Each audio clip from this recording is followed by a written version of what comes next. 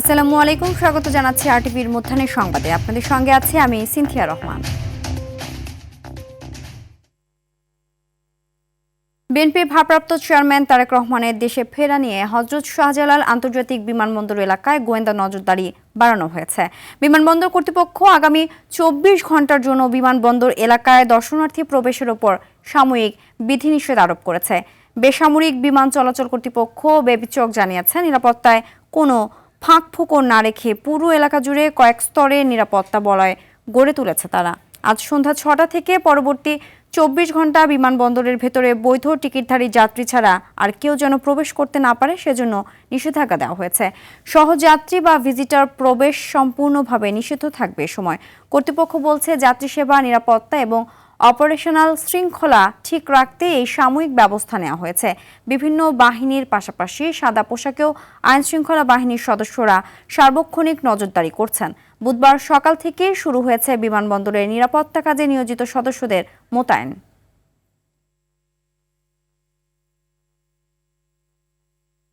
বিশেষ অপারেশনাল ও নিরাপত্তাজনিত কারণে ২৪ ডিসেম্বর ২০২৫ তারিখ সন্ধ্যা ৬টা থেকে ২৫ ডিসেম্বর ২০২৫ তারিখ সন্ধ্যা ৬টা পর্যন্ত বিমানবন্দর এলাকায় নির্ধারিত যাত্রী ব্যতীত সকল সহযাত্রী ভিজিটর প্রবেশ সম্পূর্ণরূপে নিষিদ্ধ থাকবে। সকল সম্মানিত যাত্রী এ বিষয়টি কোঅপারেট করবেন। দর্শক, এই মুহূর্তে শাহজালাল আন্তর্জাতিক বিমানবন্দর থেকে সরাসরি যোগ দিচ্ছেন সহকর্মী দীপ্ত চন্দ্রপাল। দীপ্ত, এয়ারপোর্ট এলাকার আইন শৃঙ্খলা পরিস্থিতি কেমন দেখছেন?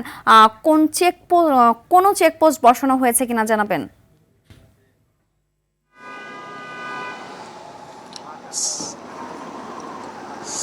সিনথিয়া যেমনটি বলছিলেন যে বিএনপির ভারপ্রাপ্ত চেয়ারম্যান তারেক রহমানের স্বদেশ প্রত্যাবর্তনকে কেন্দ্র করে এই যে বিমানবন্দর এরিয়ায় কিন্তু ব্যাপক নিরাপত্তা জোরদার করা হয়েছে। সন্ধ্যা ৬টা থেকে আগামীকাল অর্থাৎ বৃহস্পতিবার সন্ধ্যা ৬টা পর্যন্ত এই নির্দেশনাগুলো মেনেই কিন্তু আসলে যাত্রীদের এয়ারপোর্টে আসতে হবে। আমরা দেখেছি সকাল থেকেই চেকপোস্টের সংখ্যা কিছুটা বাড়ানো হয়েছে, তবে এই যে চেকপোস্টের সংখ্যা যত বেলা গড়াবে আরও বাড়বে এবং সন্ধ্যা ৬টা থেকে পুরোপুরি কড়াকড়িভাবে এগুলো মানা হবে। এছাড়াও আমরা দেখেছি যে বিমানবন্দর এলাকায় বিভিন্ন ব্যানার ফেস্টুন দিয়ে সাজানো হয়েছে। আরেকটু যদি বলে রাখি যে এই যে নিরাপত্তাজনিত কারণে যে নির্দেশনা দিয়েছে তার মধ্যে হলো যে বিমানবন্দরে যারা বিদেশে যাবেন বৈধ যাত্রীরা শুধু যাত্রীরাই প্রবেশ করতে পারবেন। যাত্রীদের সঙ্গে এই ২৪ ঘন্টায় কোনো ভিজিটর আসতে পারবেন না এবং ভেতরে প্রবেশ করতে পারবেন না। আমরা সকাল থেকে দেখেছি যে একজন করে ভিজিটর অনুমতি দেয়া হচ্ছে, তবে সন্ধ্যা ৬টা থেকে সেই একজনও দেয়া হবে না, এমনটি কিন্তু জানিয়েছে বিমান কর্তৃপক্ষ। তারা বলছেন যে নিরাপত্তাজনিত কারণে তাদের এই পদক্ষেপ নেওয়া হয়েছে এবং সেটি সন্ধ্যা ৬টা থেকে বৃহস্পতিবার সন্ধ্যা ৬টা পর্যন্ত মানে আগামী যে এই ২৪ ঘন্টা এই পদ্ধতি অনুসরণ করা হবে। এবং আরেকটি বিষয় বলছে যে এখন পর্যন্ত আমরা দেখেছি সাদা পোশাকে আইন শৃঙ্খলা রক্ষাকারী বাহিনীরা তারা বিভিন্ন জায়গায় টহল দিচ্ছেন এবং চেক করছেন এবং সাদা পোশাকের পাশাপাশি এভিয়েশন পুলিশ এবং যে আইন শৃঙ্খলার বাহিনী রয়েছে তারা কিন্তু রয়েছেন। এবং আমরা দেখেছি এয়ারপোর্টে ঢোকার যে প্রবেশপথ সেখানে কিন্তু তারা চেকপোস্ট বাড়িয়েছে এবং সেই চেকপোস্ট আরও বাড়বে বলে জানিয়েছেন এবং এখন কিন্তু সব যাত্রীকে চেক করে ঢোকানো হচ্ছে এবং এখন পর্যন্ত একজন করে ভিজিটর অনুমতি দিলেও সন্ধ্যা ৬টার পরে কিন্তু শুধু যাত্রীরাই প্রবেশ করতে পারবেন এবং যাত্রীদেরকে বলা হয়েছে যে একটি সময় আগে নিয়ে যেহেতু নিরাপত্তাজনিত কারণে বিভিন্ন জায়গায় চেক করা হচ্ছে তো সেহেতু সময় লাগতে পারে, সেজন্য কিন্তু সময় হাতে নিয়ে বের হতে বলা হচ্ছে। তো সিনথিয়া, এই ছিল আমার কাছে বিমানবন্দর থেকে সবশেষ তথ্য। সিনথিয়া, ধন্যবাদ। এদিকে রাজধানীর ৩০০ ফিটে প্রায় প্রস্তুত বিএনপির ভারপ্রাপ্ত চেয়ারম্যান তারেক রহমানের জন্য তৈরি হতে যাওয়া অভ্যর্থনা মঞ্চ। চলছে সাজসজ্জার কাজ। নিরাপত্তার জন্য কাজ করছে সিএসএফ সদস্য এবং আইন শৃঙ্খলা বাহিনীর সদস্যরা। মঞ্চ প্রস্তুতি দেখতে এসে বিএনপির যুগ্ম মহাসচিব হুমায়ুন কবির বলেন, তারেক রহমানের নিরাপত্তার জন্য সকল ধরনের ব্যবস্থা গ্রহণ করা হয়েছে। শর্ট হুমায়ুন কবির।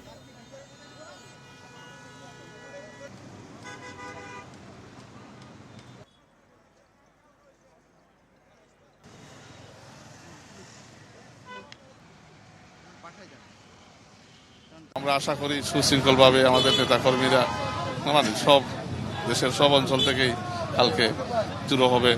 17 বছর আমরা যার জন্য অপেক্ষা করছি আমাদের দেশনায়ক বিএনপির ভারপ্রাপ্ত চেয়ারম্যান তারেক রহমান সাহেব আগামীকাল স্বদেশ প্রত্যাবর্তন করছেন।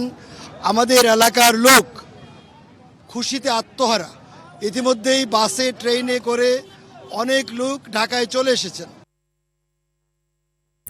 দর্শক, এই মুহূর্তে সমাবেশস্থলে আছেন সহকর্মী শামীম চৌধুরী। সরাসরি চলে যাচ্ছি সেখানে। শামীম, সমাবেশ স্থলের প্রস্তুতি আর তারেক রহমানের নিরাপত্তার বিষয়ে সেখানে কি ধরনের ব্যবস্থা নেওয়া হয়েছে, বিস্তারিত জানাবেন।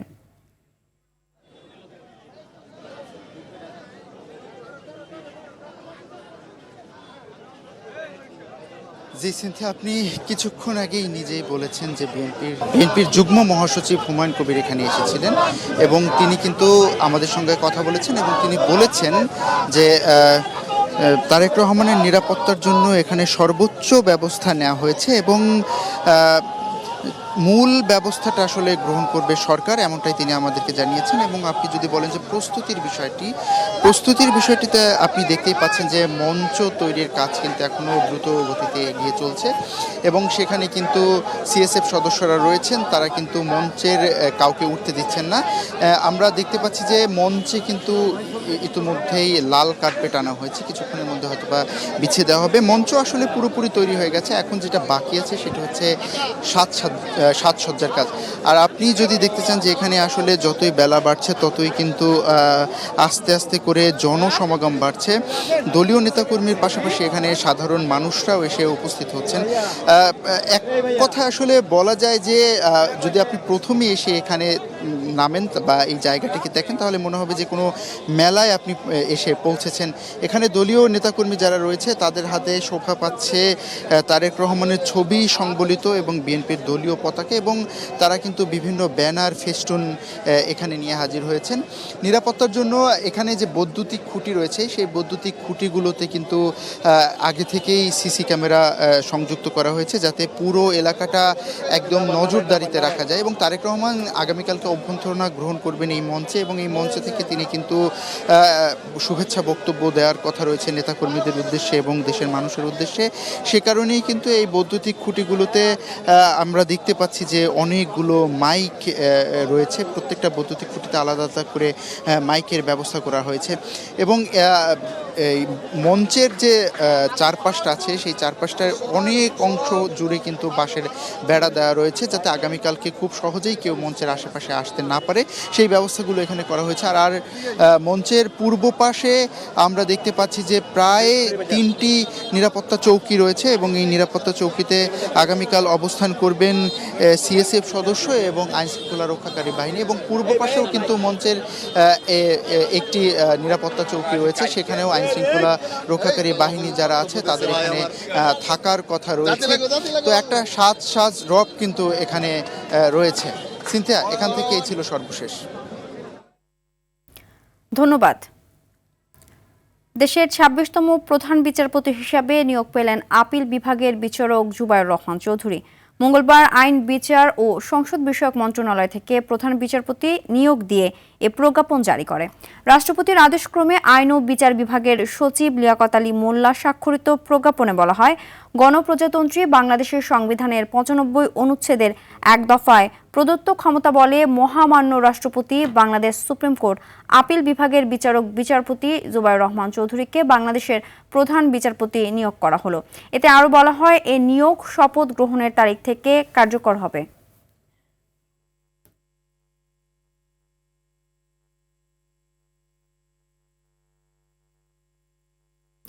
24শে জুলাই আন্দোলনের রাজধানীর রামপুরায় 28 জনকে হত্যা মামলায় 2 সেনা কর্মকর্তা সহ 4 জনের বিরুদ্ধে আনুষ্ঠানিক অভিযোগ গঠনে আদেশ আজ। বিচারপতি গোলাম মর্তুজা মজুমদারের নেতৃত্বাধীন আন্তর্জাতিক অপরাধ ট্রাইব্যুনাল 1-এ হবে এ আদেশ। এছাড়াও এই ট্রাইব্যুনালের রাজধানীর চানখারপুলের শিক্ষার্থী আনাস সহ 6 জনকে হত্যা মামলার যুক্তিতর্ক উপস্থাপন পর্বে আসামি পক্ষ তাদের যুক্তি তুলে ধরবে। এদিকে ট্রাইব্যুনাল 2-এ জুলাই আন্দোলন চলাকালীন কুষ্টিয়ায় 6 জনকে হত্যাসহ 8টি সুনির্দিষ্ট অভিযোগে জাসদ সভাপতি হাসানুল হক ইনুর মামলায় সাক্ষ্য নেওয়া হবে। পরে একই ট্রাইব্যুনালে হবে সাভারের আশুলিয়ায় 6 মরদেহ পোড়ানো সহ 7 জনকে হত্যা।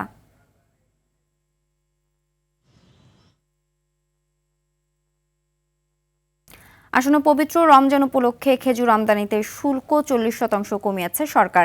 এখন থেকে খেজুরের কাস্টমস ডিউটি 25%-এর পরিবর্তে 15% হবে, যা আগামী বছরের 31 মার্চ পর্যন্ত কার্যকর থাকবে।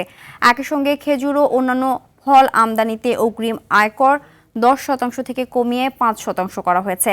এনবিআর বলছে এতে রমজানে খেজুরের সরবরাহ ও মূল্য সাধারণ মানুষের নাগালে থাকবে। এছাড়া মেট্রো রেল সেবায় ভ্যাট অব্যাহতির মেয়াদ আগামী বছরের 30 জুন পর্যন্ত বাড়ানো হয়েছে, যাতে গণপরিবহন আরও সহজলভ্য ও জনপ্রিয় হয়।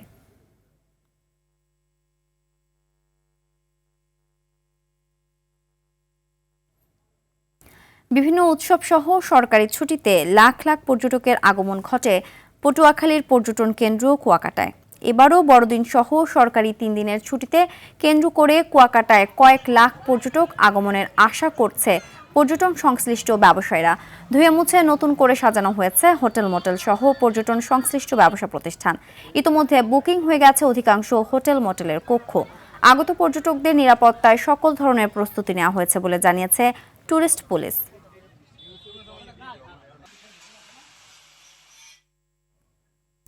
রাত পোহালেই খ্রিস্টান সম্প্রদায়ের প্রধান ধর্মীয় উৎসব শুভ বড়দিন।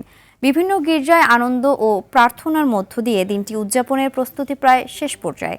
ভোর থেকে শুরু করে সন্ধ্যা পর্যন্ত ব্যস্ত সময় পার করছেন গির্জার স্বেচ্ছাসেবক ও খ্রিস্টান সম্প্রদায়ের মানুষজন। রঙিন আলো, বেলুন, ফুল আর ব্যানারে সাজানো হচ্ছে গির্জার ভেতর ও বাইরের অংশ। যীশু খ্রিস্টের জন্ম উপলক্ষে সাজানো হচ্ছে ক্রিসমাস ট্রি, স্থাপন করা হচ্ছে যিশুর জন্ম দৃশ্যের প্রতীকী গোশালা। খ্রিস্টান সম্প্রদায়ের প্রধান ধর্মীয় উৎসব নির্বিঘ্নে উদযাপনের লক্ষ্যে সব ধরনের প্রস্তুতির কথা জানিয়েছে। আমাদের যীশু খ্রিস্টর যেহেতু জন্মদিন, আমরা সেই উপলক্ষে এখানে অনেক সাজসজ্জা করতেছি আর কি। আমরা এখানে এইসব কাজ করে অনেক খুশি আনন্দ আর গির্জাও সাজাচ্ছি যেন বড়দিনটা সুন্দর হয়, মনোমুগ্ধকর হয়, আধ্যাত্মিকতাভাবে সবাই যেন নিজের প্রার্থনা যীশু খ্রিস্টের কাছে উৎসর্গ করতে পারে। যিশুকে যেন সত্যিকার অর্থে আমাদের হৃদয়েও গ্রহণ করতে পারে। হৃদয়ে গ্রহণ করার অর্থ আমাদের পরিবারে, আমাদের সমাজে এবং আমাদের দেশে তার ভালোবাসা, তার আদর্শ, শিক্ষা সকলের মাঝে ছড়িয়ে দেওয়া। আন্তর্জাতিক প্রসঙ্গ। বিমান দুর্ঘটনায় নিহত হয়েছেন লিবিয়ার সেনাপ্রধান মোহাম্মেদ আলী আহমেদ আল হাদ্দাদ। তুরস্কের রাজধানী আঙ্কারার কাছে হওয়া দুর্ঘটনায় লিবিয়ার সেনাপ্রধান ও তার সঙ্গে থাকা 4 লিবিয়ান কর্মকর্তাও নিহত হন।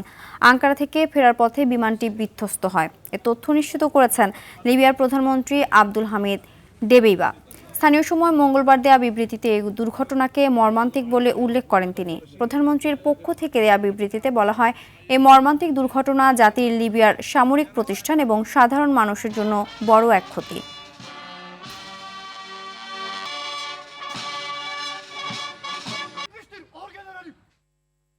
খেলার খবর। অ্যাশেজে ভরাডুবির পর বিস্ফোরক অভিযোগ উঠেছে ইংল্যান্ড দলের ক্রিকেটারদের বিরুদ্ধে। অভিযোগ তুলেছেন স্বয়ং দলটির পরিচালক রব কি। পার্থ ও ব্রিসবেন টেস্টে হারের পর ক্রিকেটাররা কয়েকদিনের ছুটিতে যায়। ছুটি কাটাতে গিয়ে সেখানে অতিরিক্ত মদ্যপানের অভিযোগ উঠেছে ক্রিকেটারদের বিরুদ্ধে। বিষয়টি নিয়ে অধিকতর তদন্তের কথা বলেন দলের পরিচালক রব কি। ব্রিটিশ ও অস্ট্রেলীয় একাধিক গণমাধ্যম দাবি করেছে নুসায় গিয়ে বেশ কয়েকজন ক্রিকেটার অতিরিক্ত মদ্যপান করে বেসামাল হয়ে পড়েন। কিছু গণমাধ্যম এই বিরতিকে ব্যাচেলর পার্টির সঙ্গেও তুলনা করেছে।